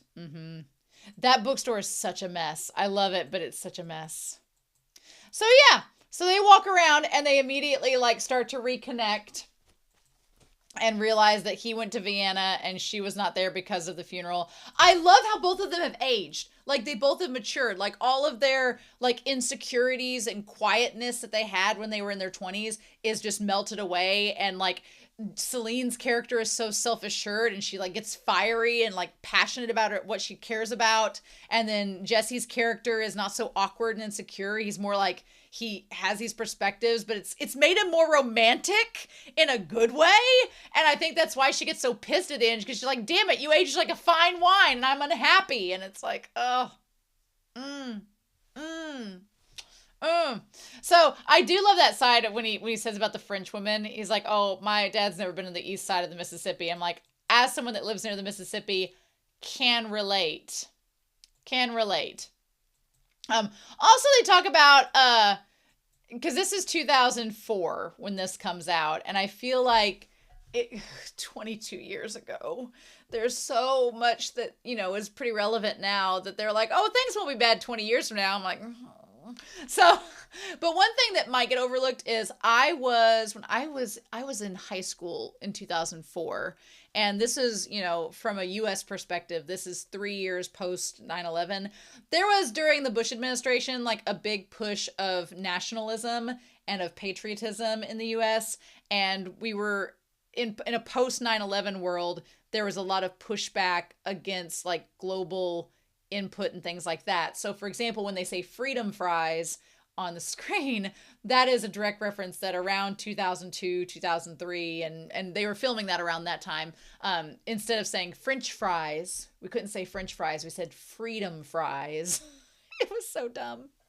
But we did that, or some people did. I never did, because I was in high school and I was like, no, they're French fries. It's like the Gulf of America versus the Gulf of Mexico. It's the freaking Gulf of Mexico. Let's be real. So it was the same thing. It's the same thing. But they kind of make a little joke and poke fun at it. And then she's like, what, why are you so happy? And he's like, things are turning around. They're getting better. I guess they recorded this in 2003. So 2004 was when President Obama was elected. Or no, it wasn't. No, that was 2008. Oh my God. I was wrong in the reaction. I got my years wrong. Obama didn't come around till 2008. Wow. Okay. So it was still the Bush administration. Crazy. But yeah, so I do like how she says, your imperialist greed makes you not care about things around you. And I'm like, oh girl, you should see now. But I love how, as they're talking, the camera it's a continuous shot the whole film. And then they sit down for just a little moment just to recollect, at the cafe, on the boat. They're standing on the boat, and then in the car. But the scenery is very not important. It's their conversations, which is great intentionally, because they've just caught up after 9 years of not seeing each other. They could care less where they are. They just want to catch up with each other. So it feels very deliberate how it's shot. Yeah, she says that the corporations are like that. They act all self-righteous to justify their economic greed. I love it. And I just feel like, because Jesse's character is older and has seen more, she, back in Before Sunrise, Celine's character comes off as out of his league. And she has all this worldly knowledge, and he comes across as this young vagabond that doesn't really know about the world, that's kind of got a broken heart and a chip on his shoulder. And here they seem more evenly matched. I love her character and how sassy she is and how confident and headstrong in her opinions she is, but he can keep up. He can keep up with her, and he challenges her. and they just feel, it feels more like the right time for them to be together because they've had these relationships and they've realized how much they connect and how much they do care about each other. Yeah, I love it. I kept wanting him to mention the wife and the kid, and he finally does. But I kept waiting for him to do so. I'm glad that he does finally address the marriage, because I was like, you've got the wedding ring on. It's kind of unavoidable. And her story about New York where they were like telling her to get the gun, that sounds about like 2004. It's just, ugh, that was crazy. But yeah, and then the whole conversation that she has about Warsaw, which I thought was Warsaw for the longest time, glad I know, Warsaw, where she didn't have any distractions or any like overstimulation with social media. And at first she thought it was boredom, but then she said it was freedom from the consuming frenzy. I was like, there's so many dialogue pieces in this movie that 22 years later are so poignant and so just inspiring. And the screenwriting is so good in this movie. I love it. I love it. And okay, the one thing I will say is that this woman was never fat. Like, Julie Delpy was never fat. Like, I'm sorry. No, not to like, we're not body shaming here. We're just being straight up factual. She was not ever fat at all, like objectively by any means of the word. But, and she looks really good for her age. I'm like, excuse me. But like, there's a suaveness to Jesse's character now that he didn't have. There's like a more debonair manner about him that comes with age and experience, like him lighting the cigarette with her cigarette, and then the way that he sits, the way that he like presents himself, the way that he like looks at her, the way like in Before Sunrise he looked like this puppy that was just staring at her like with these big starry eyes. And in this movie he just seems like he's old enough that he's like, he gets it. He wants her, he loves her, and he knows that he does, and he feels confident enough. But I like that for all the moments that he could have, there's like one moment where they're on the bench and he puts his arm kind of around her and he does like a little shuffle into the side of her. It's like the most smooth thing. And that's all he does. And then in the cab, she like reaches out to touch him and she pulls back because they don't know, like, can we, is this right? Should we be able to do this? So good. So good. So good. It's really good. Yeah. And they talk about like there's a lot of talk about sex in this movie. Like these two, it's like the subtext is gone. Like they just wanted to do each other, but they were like, can we, is that appropriate? Do we want to? I like how at first she was like, oh, we didn't have sex. Like as to say, you know, because we didn't see it in the movie. And he's like, we did. And then by the end, she's like, well, we actually had twice, you know. I love that concept of how you remember things and how people use memory in separate ways. Like for her, she kept these memories in a diary, but she, you know, I love her description of like reading those memories in a book is so jarring to her because she's like, those are my memories. And the way that you portrayed them is not the way that I remembered them. But then like he says at the very beginning of the movie, he's like, he embellishes things because it's a fictional book. And he also adds some things in about his own wife into the book to kind of mix it up a little bit. And she's like, well, this is very idealistic. And he's like, well, yeah, it's a fiction book. It's not nonfiction. It's not autobiographical. But yeah, I loved all these moments. And just basically them both having these dreams about being with each other and that regret of not seeing each other in Vienna those 9 years prior and how they've tried to like move on since then. Like in Jesse's case, he, you know, started writing the book and then he dated this girl and then she got pregnant and he thought, well, all the great men, you know, have these wives and this perfect life. And I'm like, have you seen Hemingway? Have you seen Edgar Allan Poe? But he has this concept of what he thinks a perfect life is. And as someone who grows up in like a rural Midwestern area, that mindset is very prevalent where like, if you want happiness, it's not even that you want happiness. It's if you want normalcy, here's what normal people do. And if you don't do that, you're not considered normal, or you're considered to not have the fullness of your life complete, as if being married grants you that, because as he shows in this film, you can be married and be completely isolated and miserable, if you don't love that person. And she talks about how she's too afraid of, each relationship she has takes a part of her, but at the same time she doesn't want to commit because she's afraid of being suffocated. Like in Jesse's case, he's afraid of the isolation and the loneliness. I'm watching another series right now that talks about loneliness versus suffocation, and it's interesting to view it here in a romantic context, because he's worried about the isolation and being lonely and despairing, and she's worried about the suffocation and that eventually it will get stale. And she brings up a good point. She's like, you and I, maybe we're not meant to be together all the time, because maybe we would start to resent each other. Maybe our love is one that is like a big firework. It just blows up. It's there. It's bright. It's vibrant. And then it goes away. But then it comes again and it's just the same. But if you have it all the time, you're going to get desensitized and it's going to fade away and become lackluster. So she's like, I don't know if we're that type of relationship that, could sustain being together all the time.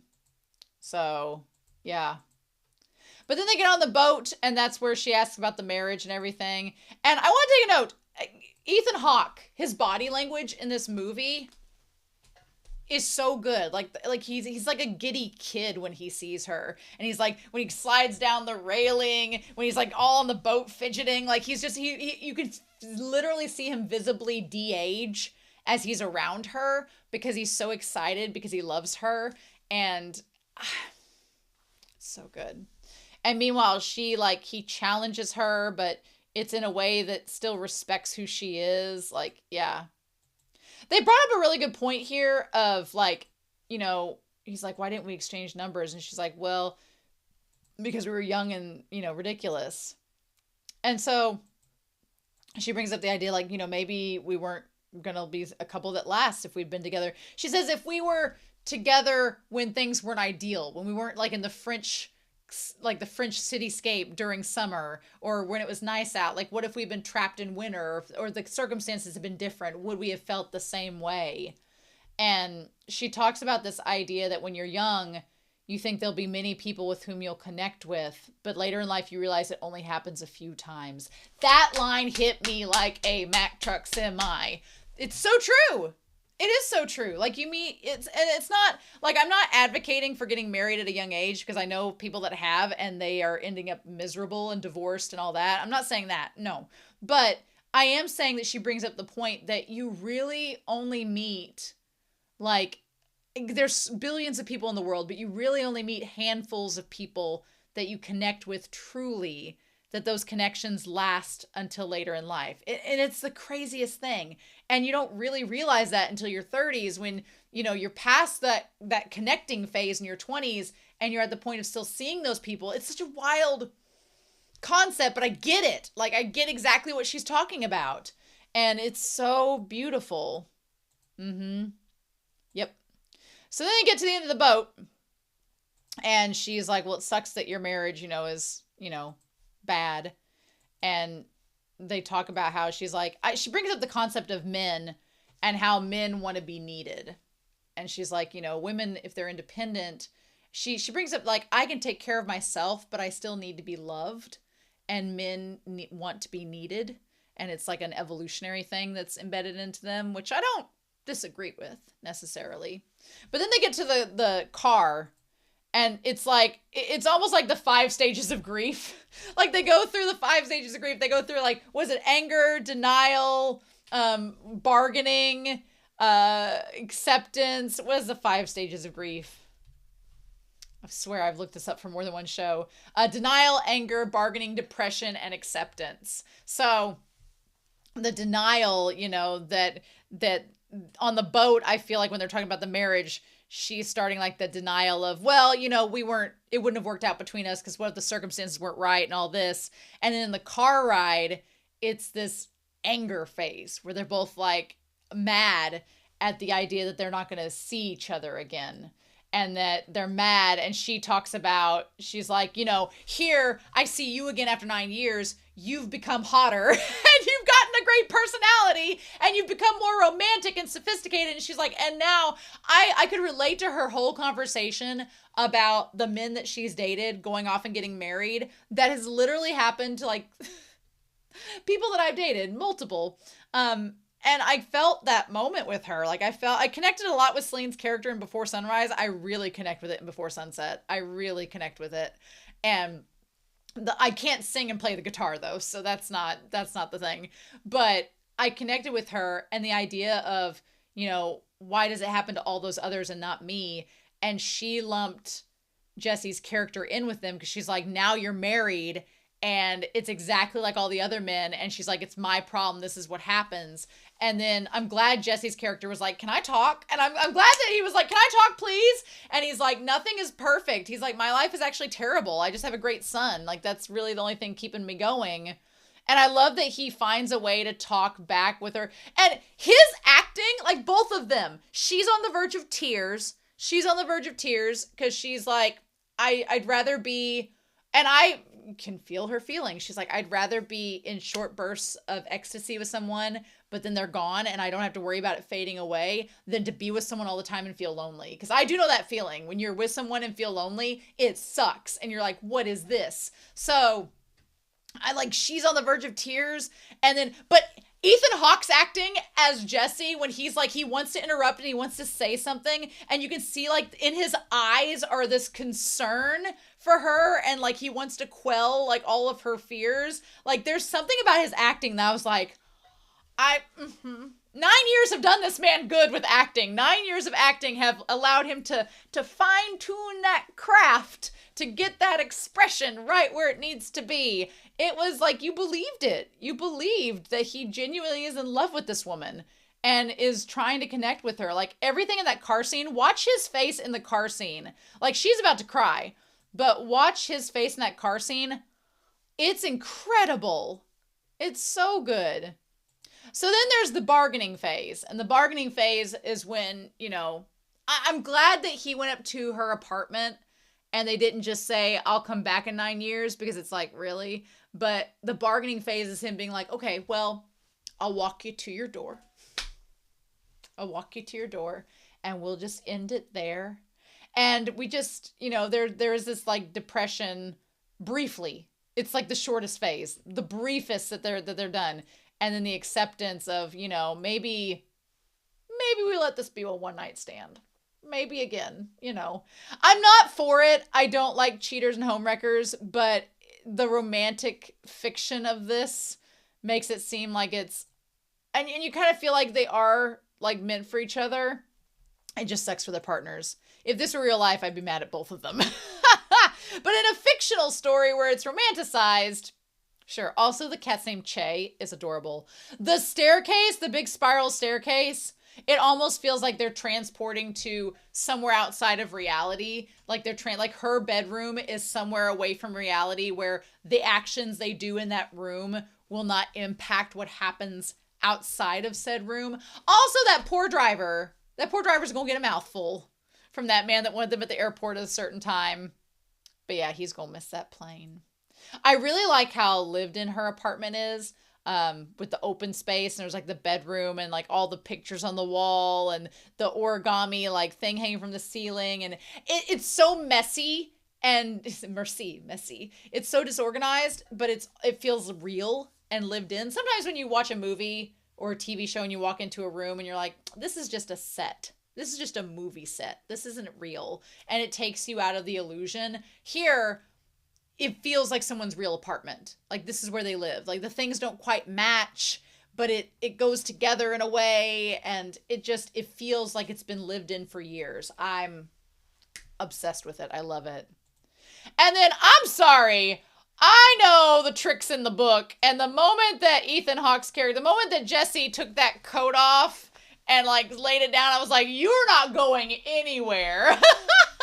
The moment he took that coat off, I was like, the blazer came off, I was like, you're missing that flight. It was very Scott Pilgrim, because she's like making the tea, reminded me of Ramona. And then her voice is beautiful. Like her voice and the song are gorgeous. And for her to sing in English, like it just, but the whole time, the way Ethan Hawke just sat there in that dang couch, I was like, okay.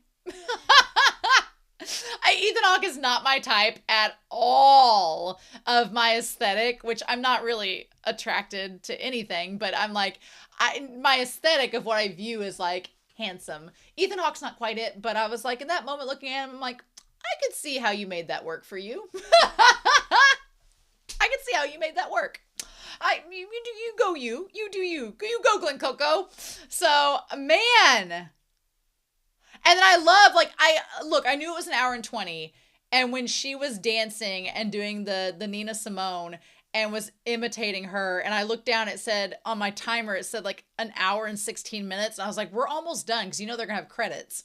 And I was like, is it just ending with them in the hotel, in the apartment? And when he's like, I know I'm missing that plane, I was like, that's how you get it. That's how you get it.